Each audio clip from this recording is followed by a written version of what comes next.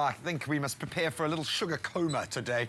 Well, if it couldn't get any sweeter, well, we're going to blow the roof right off this one. We are puppy training once again. Auntie, thank you so much for joining us and bringing through your adorable little friend. Oh, she is gorgeous.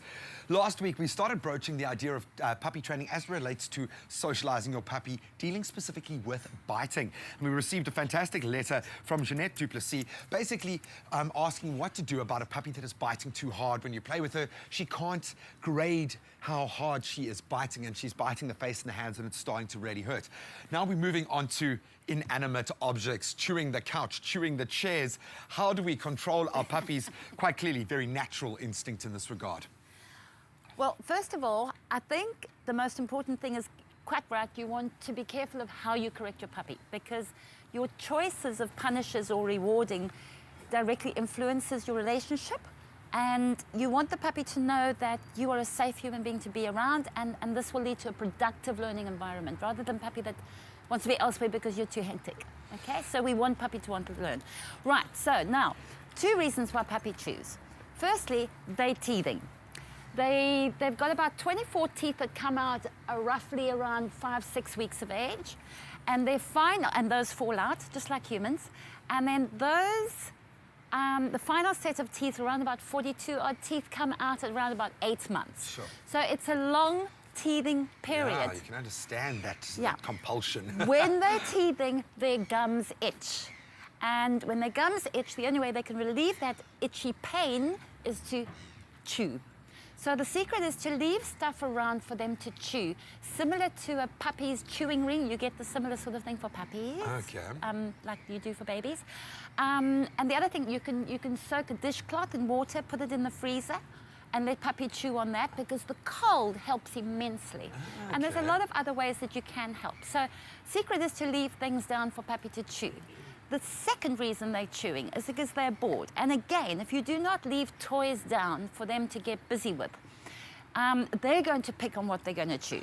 They're going to chew the furniture, the upholstery, everything they shouldn't be chewing.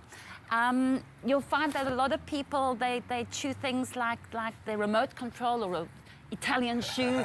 The reason for that is because the owners caused it. What happened is the first time the puppy picked up that particular thing, he sort of realized that owner would come rushing towards him. Wow, favorite game, catch me if you can.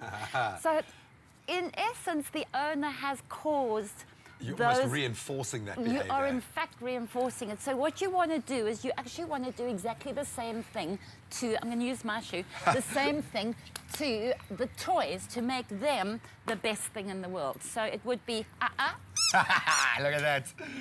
Oh, I love the way that response, the instinct kicks in immediately. Yes, good dog. Yay! Oh, you're a good boy. Yes, oh, yes, good boy. So you want to use the toys as being the famous, wonderful things that induce play and happiness and all these interactions.